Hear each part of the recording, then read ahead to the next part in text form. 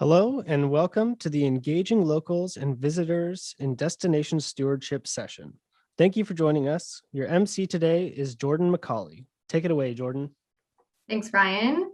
Hello, everyone, and welcome. Thanks for joining us this afternoon. My name is Jordan McCauley. I'm the Destination Development Coordinator at Travel Oregon, and you're logged into our session, Engaging Locals and Visitors in Destination Stewardship. As I share a couple of housekeeping items here in the beginning, feel free to introduce yourself in the chat so you can share your name and organization if you'd like. We would just love to see who's in the room here with us today. And be sure to chat all panelists and attendees in the drop-down menu. In our session, we will have presentations from two amazing speakers that I'll introduce here in a bit, followed by Q&A at the end of the session.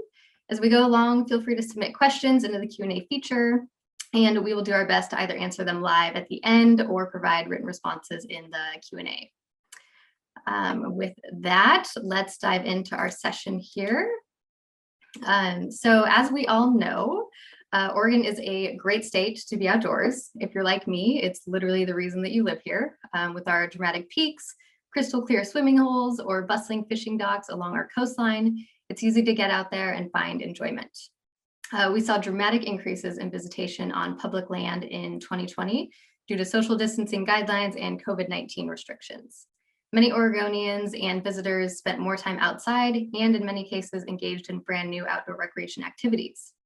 So it probably comes as no surprise that destination management organizations and public land managers are predicting another busy summer of travel and outdoor recreation ahead of us.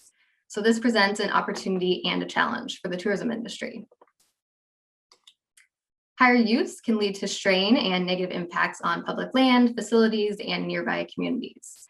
Kaylin O'Brien-Feeney, the director of Oregon's Office of Outdoor Recreation, adds a few points here. And I'm paraphrasing, but with record interest, wildfires from last summer, and land manager capacity constraints, we experienced a bit of a perfect storm last summer. Many local and state parks are still being impacted by budget and staffing reductions, so it's critical that we do what we can to support our land managers. And Kaylin perfectly highlights our opportunity. So how do we tap visitors and locals as responsible stewards of the outdoor places that they are visiting? Travel Oregon and our industry partners are really excited about strategies to do this. The 2020 Tourism Industry Stakeholder Survey confirmed that this work should be emphasized. If you look at the second priority here on the list, the development, enhancement, and stewardship of COVID-19 appropriate visitor experiences around the state emerged as one of the top priorities.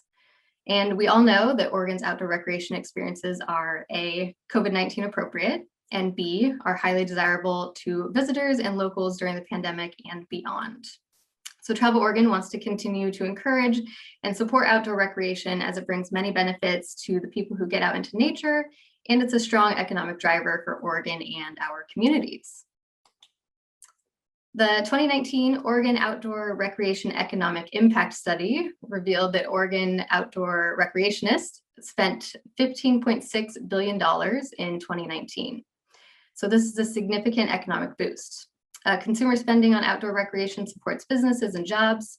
In fact, it led to 224,000 full and part-time jobs in 2019.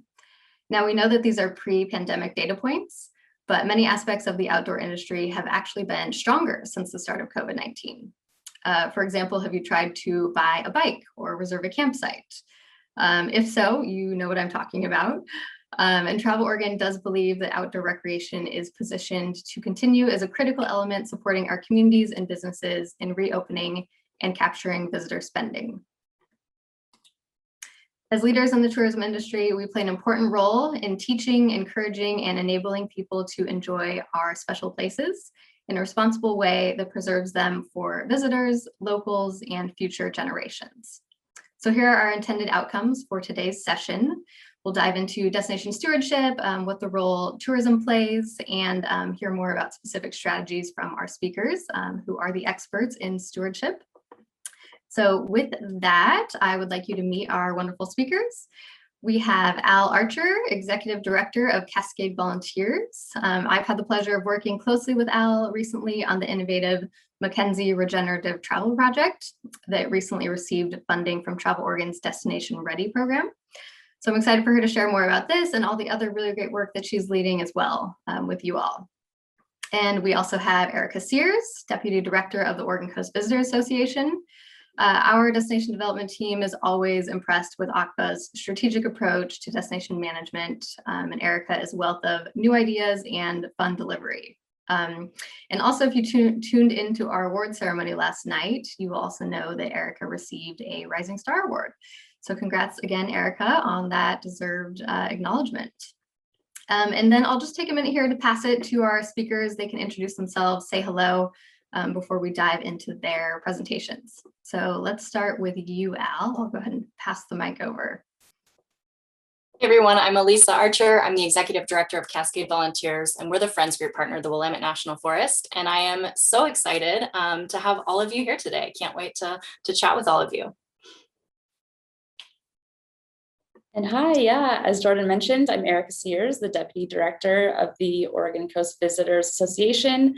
I'm a total nerd and a geek about stewardship messaging and working with the visitor industry in the space. So very excited to be here as well.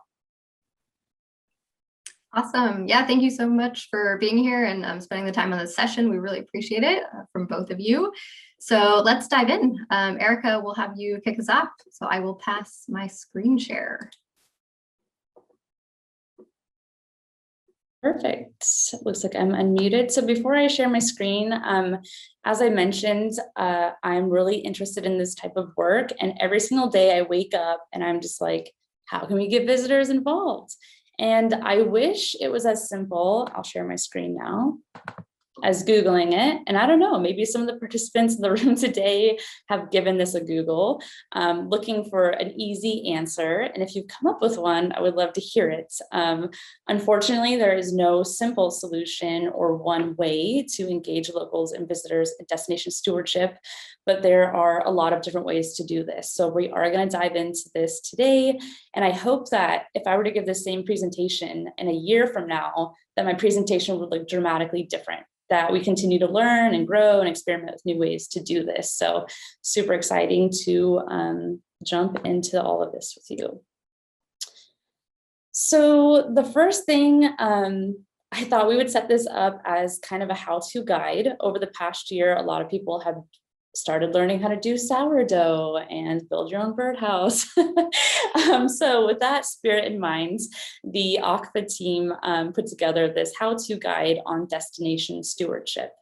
So as a brief intro, the Oregon Coast Visitors Association, or ACVA, as I'll call it for the rest of this presentation, is the regional destination management organization for the entire Oregon coast. So today, when I'm using examples, our destination is the entire coastal region from the Washington border to the California border. All of you that have been introducing yourself in the chat, your destination probably looks a lot different than ours. And a destination could be anything. It could be one beach, it could be a city, it could be a county, it could be an entire region. So as I'm going through this how-to guide, please feel free to plug in your destination into some of these suggested solutions.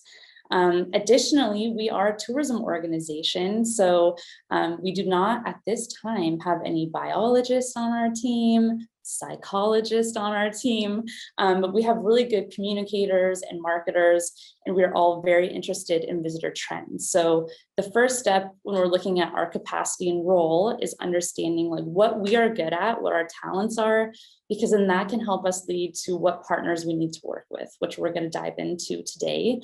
And additionally, with ACVA's role, we are a tourism organization. We're not an enforcement agency.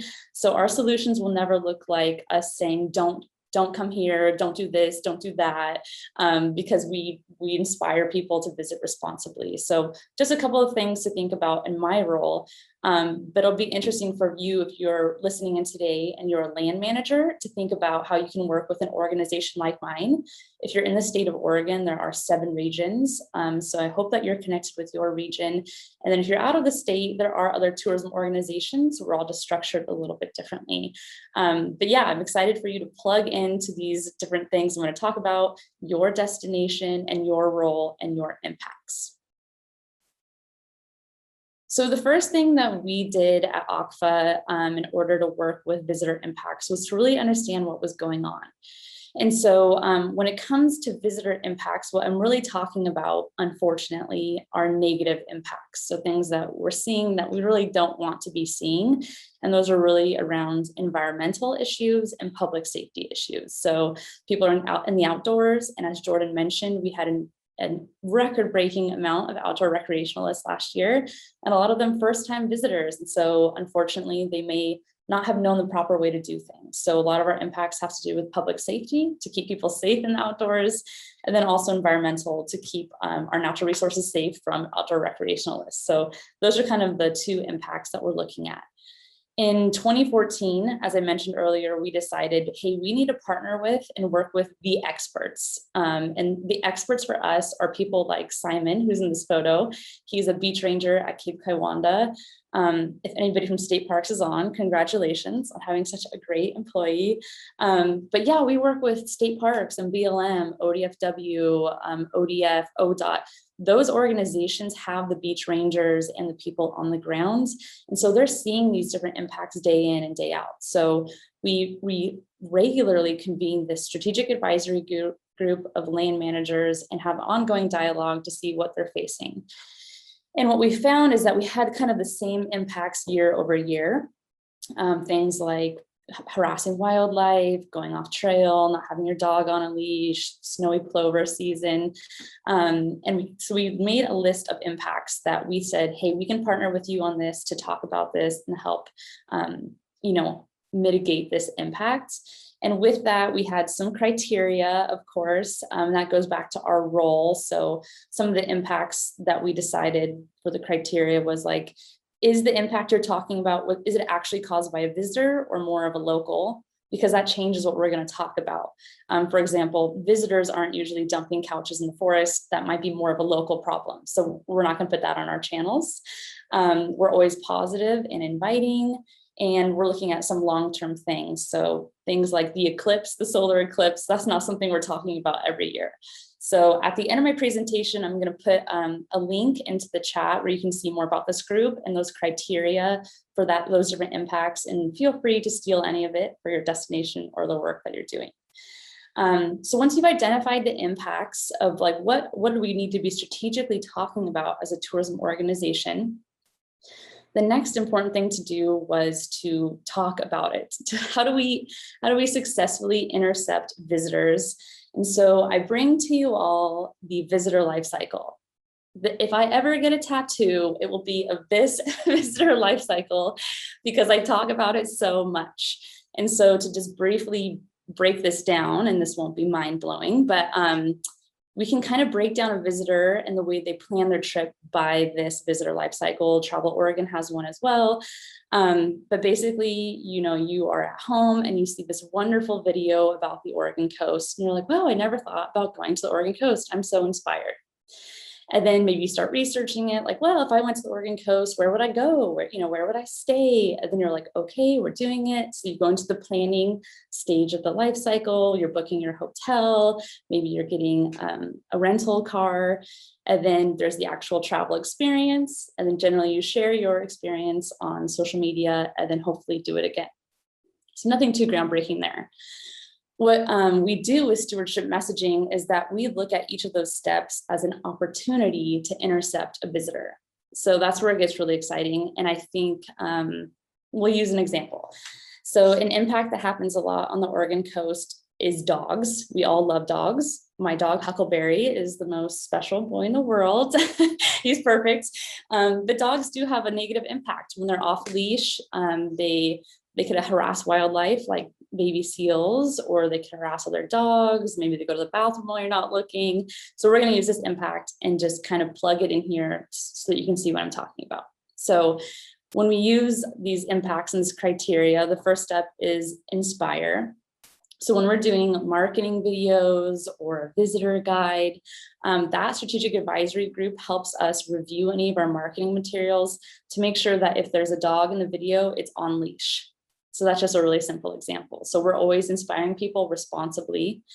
And then when people are researching and planning and they're saying, oh, where can I take my dog? Like top dog friendly places on the Oregon coast.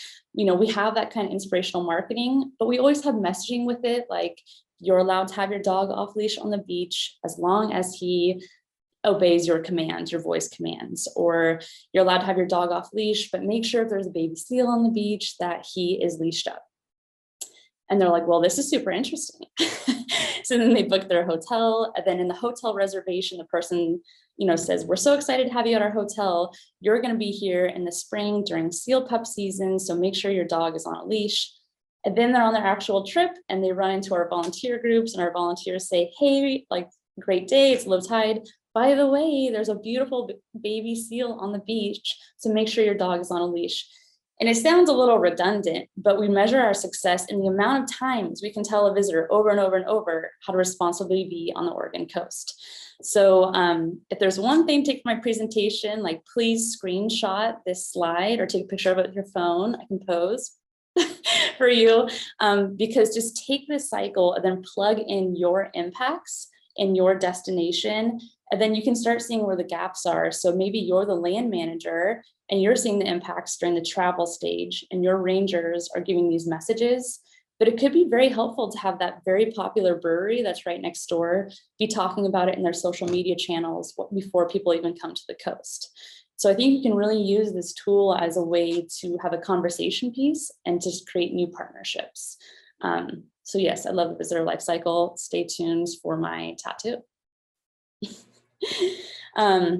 And then once you have that figured out, be prepared to modify it. So 2 really quick examples. One, I call it the baby seal debacle. So we did talk about baby seals in one of our social media channels, and we said, do not touch baby seals while you're here. Something like that, very harsh, very do not language. And people freaked out. They were gonna go now attack the baby seal because we told them they couldn't. And then other people were gonna attack the people that were gonna attack the baby seal, and we had to shut down the post. We then experimented with that messaging and had more positive messaging, like, did you know that this seal pup is waiting for its mom to come back from fishing, and the best thing you can do is leave it alone? And people shared it and they loved it. So we're always modifying the tone. And then the second thing is the COVID disruption. So if I briefly go back to the visitor life cycle, we saw that during COVID, the first couple of stages weren't possible. People were not really able to research or plan their trip because things were changing so drastically. They didn't know if their hotel reservation would be canceled. So people were coming to the Oregon coast the day of with 0 plans. So we were unable to message any of that in the first part. And then when people were actually on their trip, we saw that a lot of land management agencies had to lay off some of their frontline staff. We saw takeout windows instead of servers. And then people didn't want to volunteer due to high risk. So then we weren't intercepting people while they're on their trip either. And then we did see a lot of negative impacts. So it pushed us to try something new, which was geofencing. And we geofenced people while they were actually traveling. It was like the safest thing we could do. And that's what these ads are that you see on the right. We had different sizes and talked about our same impacts that we had identified, and actually had a really great click-through rate and engagement with that. So that's just one example of modifying your approach.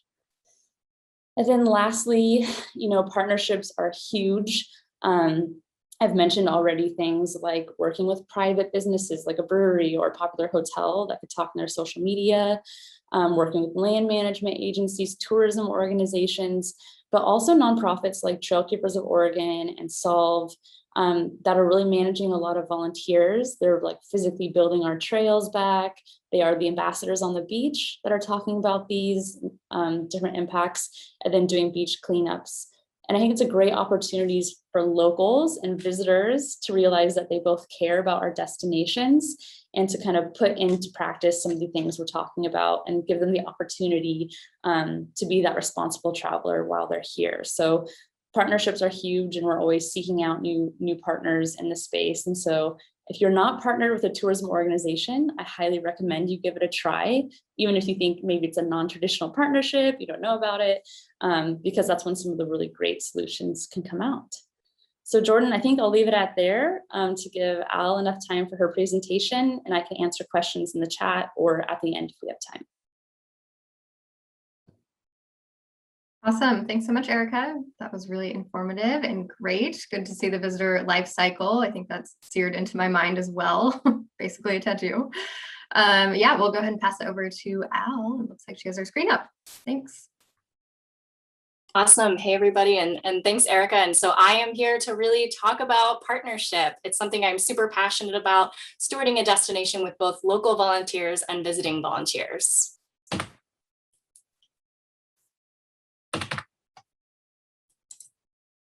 There we go. All right, so our travel plan for the next 10 minutes or so, if I do well today, I'm going to talk briefly about our specific partnership with our national forest. I'm going to talk about engaging local volunteers, and these first two segments are really going to apply to our land managers and our nonprofits that are in attendance. And then I'm going to talk about the Mckenzie Regenerative Travel Project, which is so exciting, and that's really going to be applicable to everyone, and hope that folks will take that and run with it. So first of all, who is Cascade Volunteers? We are the embedded friends group partner of the Willamette National Forest. So it's really a unique relationship. There are only 2 embedded friends group partners of national forests in the Pacific Northwest.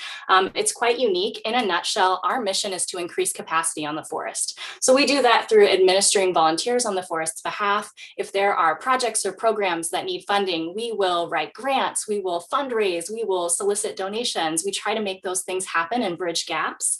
And then we also have community events and try to engage folks in the community with the agency, whether that's at a ranger chat or a large scale stewardship event, just to kind of meet those folks that are caring for the land every day professionally, one-on-one, and really make those personal connections with the land manager. All right, so for my nonprofit folks who are trying to engage more local land stewards, this is a fantastic time to do it. We have all been so cooped in. It is great to get outdoors and volunteer, and folks are really excited about it right now. So if you're recruiting, this is a great time for you.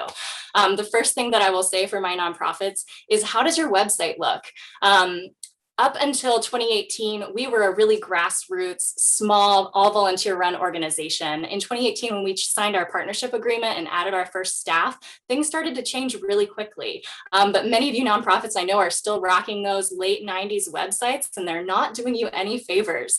It doesn't have to be a crazy website. Ours is something I did myself, but just make sure that when folks are searching for those volunteer opportunities, when they're in that research phase that Erica mentioned, they're able to find you and quickly figure out how they can volunteer with your organization. So another thing that we did in the last year was we did a forest-wide volunteer database, and that database includes a scheduling tool. So when folks sign up to volunteer now, they are directed to a calendar of events, and they can quickly see everything coming up in the next month. This is across all organizations on the forest, so it's quite a large database, and it's been a huge undertaking, but really successful. It's really encouraged collaboration between different volunteer groups and brought a lot of new volunteers on board. We also always try to let folks know what the perks are. Now for us, those perks, one you may have heard about is the wilderness permit that lets our volunteers go out into the Central Cascade Wilderness. Whatever your perks are, be really upfront, because it is really great to know, hey, I'm going to be volunteering and it feels good, but also I'm going to get something in return as well. So another thing we've done over the last couple of years is look at how we are engaging volunteers. Before 2018, we had primarily ongoing trail programs. So every Tuesday and Thursday, folks are going out on a trail, and that was the only type of volunteer opportunity we offered. We started sprinkling in different things like grant-funded projects. Those are going to have a really hard start date and stop date. They can be really satisfying for volunteers. So if you look at that photo of the winter shelter that was repaired, you can see Charlie out front. He's into construction and he's a volunteer, and he did all of those cedar shake repairs himself. And it was really great for him to see that project from start to finish. And then we're also trying to have more special events, large scale tree plantings, things where folks can bring their friends. All of the PPE is provided, and it's a little more low key. It's not as nerve wracking as maybe walking into a trail crew and being the only newbie there. You can bring your friends. It's more social. We try to have breweries on hand for after and having a beer together. And it just makes it a really fun time, and it helps to create that sense of community. All right, so now I'm going to jump a little bit into something new for us that we're very excited about, which is engaging visitors as volunteers. this is something I'm going to say that can't be done without partnership. You've heard that a lot today, and we're going to keep talking about it. So the first thing to think about when you want to engage visitors as volunteers is to do some of that planning. What are the impacts that you're seeing on your public lands? What are the major challenges that the land manager is facing or that the communities are facing? And for us in 2020, when we were talking with our destination marketing organizations, that was the 2020 wildfires and also the increased visitor impacts from COVID-19. So we were looking at the Mckenzie River corridor specifically, and we were seeing all of these communities. At the time, they were still being ravaged by the wildfires in September of 2020 when we were having these initial discussions. And we were looking ahead and thinking, what can we do? We know that these gateway communities are really dependent on tourism dollars. And so how can we bring tourists back to give that economic boost after the fires, but do it in a way that is sustainable and isn't detrimental? And so what we landed on is something that we're calling the Mckenzie Regenerative Travel Project. In short, regenerative travel is just leaving a place better than you found it. Through that initial conversation with our destination marketing organization, we were connected to an outfitter guide in Portland, First Nature Tours. And so what we did was we crafted these trips with them. They're all inclusive. First Nature, as kind of the outfitter guide expert, will bring folks down from Portland. They're staying at local lodging facilities in the Mckenzie River corridor. All of their meals are in the Mckenzie River corridor. They're volunteering with us for 2 days in the Willamette National Forest. And then in their evenings, they're out mountain biking, rafting, doing things that the Mckenzie is really well known for, just world-class outdoor recreation. So for us, it really took a village to even get this kicked off. And if we hadn't kind of divvied up responsibilities, there's absolutely no way that Cascade volunteers with our very small staff would have been able to do this on our own. So as the nonprofit, our first task was to apply for funding.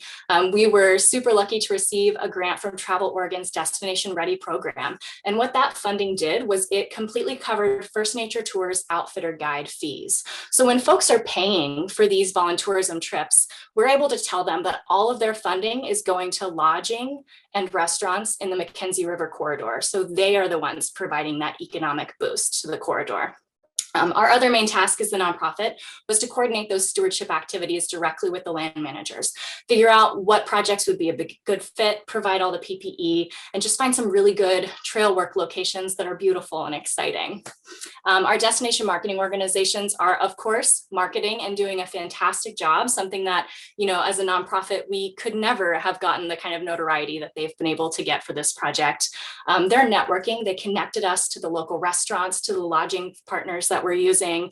And then they're just helping to make connections in the community with breweries all the time. They're doing wonderful things to keep pushing this project forward and make it amazing. And then the linchpin here is our outfitter guide. They're providing all the transportation. They handled the lodging, organized the meals. They're taking the volunteerists on those fun activities. And then with their partner, Global Family Travels, they're actually handling all of those trip sales. So this project just received funding in late 2020. And so we are 2 trips into our 4-trip experience, and we're just learning so much.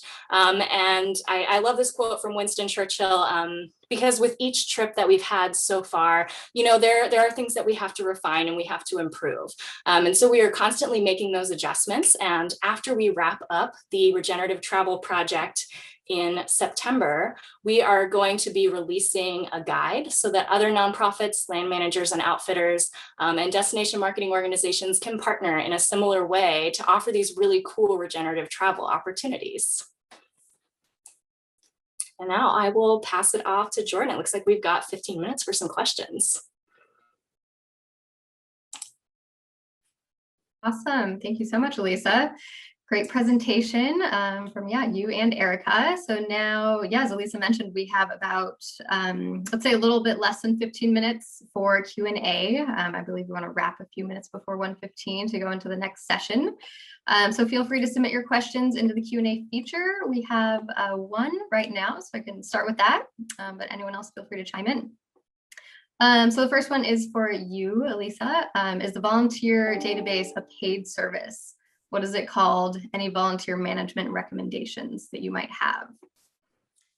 It is a paid service, and man, they should be giving me a commission. It's called Better Impact. If you shoot me an email, I'm happy to show you how ours works and talk about it. It really has been fantastic for us. Awesome. Thank you. Well, I had a few questions that came up as you were both speaking. Jordan, there is another question in the Q&A I can answer. Okay. About geofencing. Yeah. Missed that one. Yes. What is the meaning of geofencing? Go for it. Yeah, so just very briefly, geofencing is you can put a digital boundary around an area. So you could put it around like one store or an entire state park. And when someone's phone goes through that digital boundary, it knows that their phone is in there. And so it can send them ads basically. So a lot of times geofencing is really used to sell a product. And a few of the companies that we try to talk to about this, like one company was like, what are you trying to sell? Like, what's your product? I was like, better visitor behavior. Anyways, we found a company that was willing to give it a shot, because usually it's about selling a product. So if somebody walked into a McDonald's, Burger King could geofence it and say, hey, Burger King's cheaper, come over here. In this case though, when someone walked into a high use state park, they got messages like, hey, pack in what you pack out, or, pack out what you pack in. So geofencing is just one technique for marketing. Great. Thanks, Erica. And I had a question for both of you, actually, if you both want to give us kind of your perspective.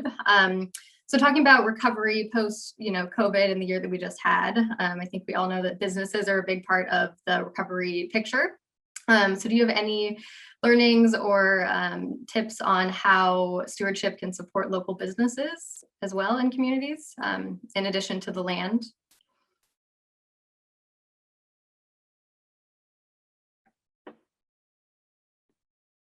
I'll go ahead and jump in and tackle that one. Great question, Jordan.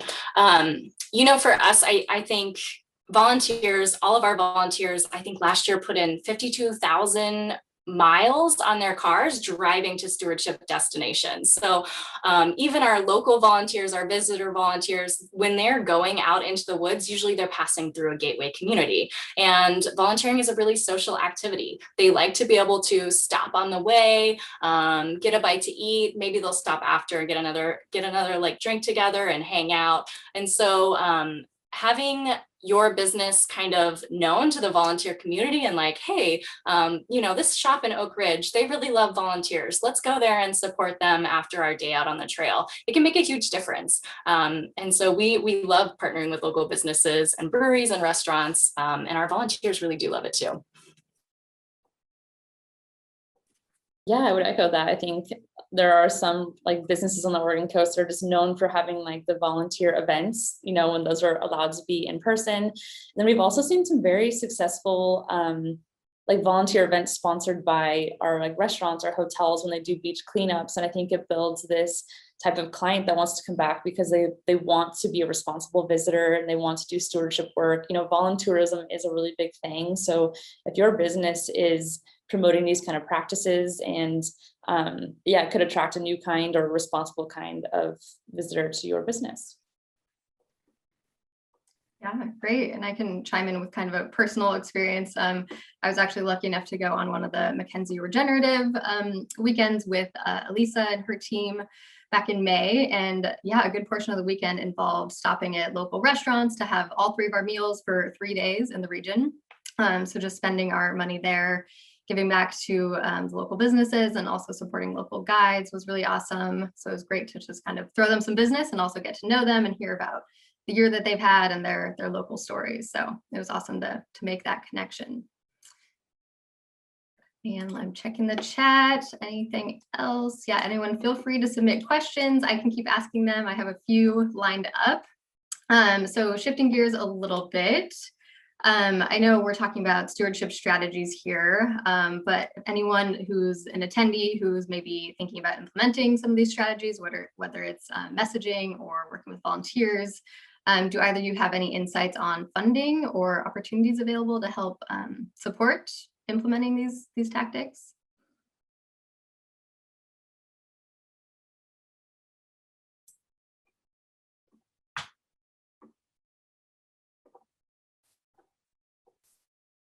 Apologies, Jordan. I was reading one of the Q&A questions and I Oh, missed it's okay. the top part of that. You're good. I was just wondering if you have any insights on funding opportunities that could support stewardship. Yeah, and I can speak to that a little bit. I think for us, as a nonprofit, partnering with our destination management organizations has been a tremendous source of funding for us in the last couple of years. It has opened doors that I never expected. And now when I have that awesome one-on-one relationship with somebody that works at my destination marketing organization where they say, hey, this grant is coming up. Do you have any tourism sites in the forest that would be good for a project? I can just reach out to folks at different districts in our forest, ask for projects in really heavy tourism sites and get those back quickly. And it's just been a really fantastic relationship. I would encourage you to make that partnership if you're a nonprofit organization. Yeah, it's been absolutely fantastic. Yeah, and I would just to echo that too. I think you had a diagram in your presentation and it kind of goes with what we're both saying is identifying what your role is. So if you are not a marketing expert, then finding the marketing expert and seeing how it can go into their channels.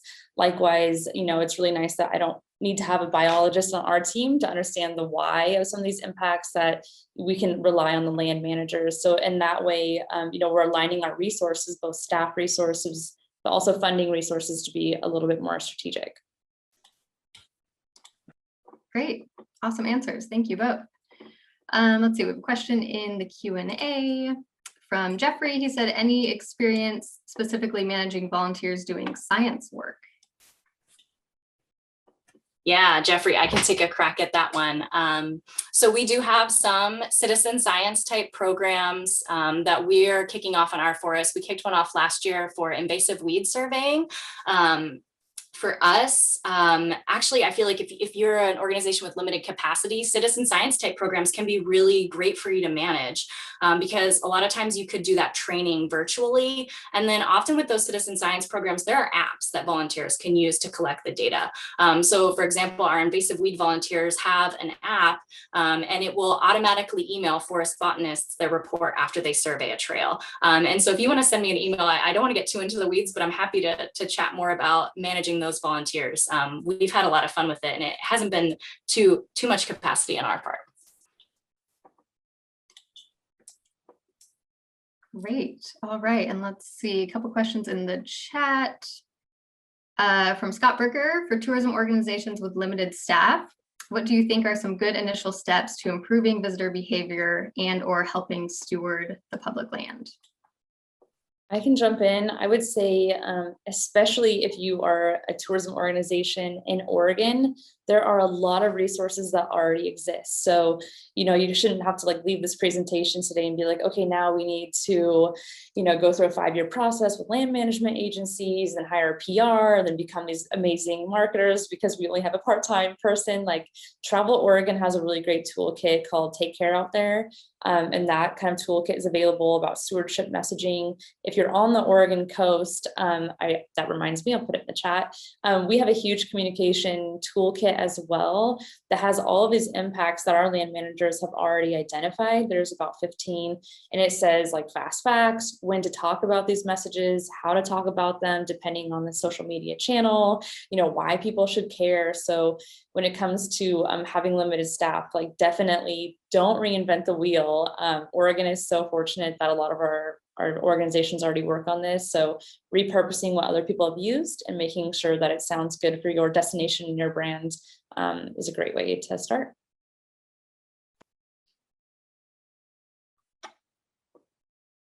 Yeah, absolutely. All right, another question from a tour operator. So Erin, as a tour operator, how can we move into offering regenerative travel? Do you have any suggestions for finding volunteer organizations to partner with? Yes, I do. To my tour operators, I would say wherever you are doing your guiding, check with the land manager. They will know who the most active volunteer organizations are on their land, and they'll know which organizations they work with the most and they have the best relationships with. And that way, that organization will be able to interface with the land manager for you to organize maybe those stewardship projects. You as the outfitter guide are going to know where you want to take all of your volunteerists, and then also find out who your local, whether it's your regional or your local destination management organization is, and connect them, because they can connect you with the different restaurants, the lodging facilities, and kind of make that whole partnership work. You are more than welcome to shoot me an email. I'll throw my email address into the chat. And then whenever that guideline comes out at the end of our regenerative travel project, I would be happy to send that out. I mean, we want to make a framework so that more folks can do these types of volunteerism trips. And I would add, and I'm sure Jordan would agree with me, that tour operators and guides and outfitters, you are the golden ticket to stewardship in the state of Oregon, because we will always recommend that volunteers go with a guide or a tour operator, because you know what you're doing. Like, visitors will be safer with you. They will treat our natural resources better when they're with you, because you're showing them how to do it, and you're in that visitor life cycle. You're part of the, during the travel position. So yeah, hopefully your destination marketing management organization, local businesses are able to refer visitors to you, because we love guides and outfitters and tour operators. Yes, I definitely would echo that. We love to see people signing up for a tour with a guide, because yeah, as Erica just said, it's the way to go. You actually learn about stewardship practices while you're with them. They can include it into their messaging with visitors on the tour. So that's really exciting. And I will just do a quick plug. Travel Oregon is currently working on a program called Y Guides. And we have a new database that is being formed that has many guides in Oregon who are available for tours of all different types. So it's a great way to tap into them and explore a new region with an expert, with a local guide. All right, we probably have time for one more question. Just check in the chat. All right, so I think Elisa, actually you touched on this a little bit, but I'll just throw it out there to see if we have any more to add. From Jeffrey, how do we get our local DMO excited about supporting an effort? We talked about partnerships a bit here, but any other tips there? I can jump in too, if that's helpful. Yeah. I work with DMOs and chambers on the Oregon coast. So I think something that's important to know too is that traditionally DMO has stood for destination marketing organizations, and their role has been to market their destination and bring people there. And it's been with maybe the past 10 years or so that switched to management, and that now you are seeing a lot of organizations like my own that are doing a lot of this management and stewardship messaging. So although it makes sense and we're proud to do that, it is semi-new to organizations that have been traditionally doing this for 10 years plus. So having a little bit of understanding that this might be a new space for someone to be into, and if they have limited staff, they might be like, I can't take on another project right now. But being able to show tools and saying, the Oregon coast, they have a toolkit like this. Travel Oregon's been encouraging this. And the fact that it provides very interesting local information about wildlife and natural resources and things to do.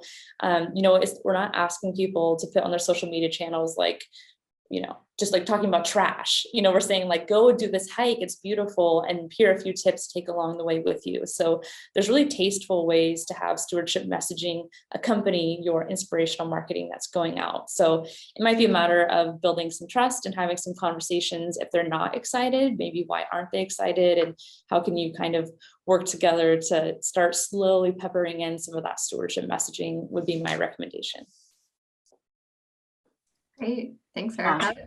All right, with that, I think we're right on time to end the session. So I just wanted to give a big thank you to Elisa and Erica. Thank you so much for speaking with us today. I think I'm even more excited about summer outdoor activities and everything coming up, and I feel extra reassured that everyone is working on these great stewardship strategies. So yeah, I hope that everyone can kind of get involved and become local stewards themselves. So thanks everyone for attending, and I believe we have another session kicking off at 1:15. So we hope to see you there.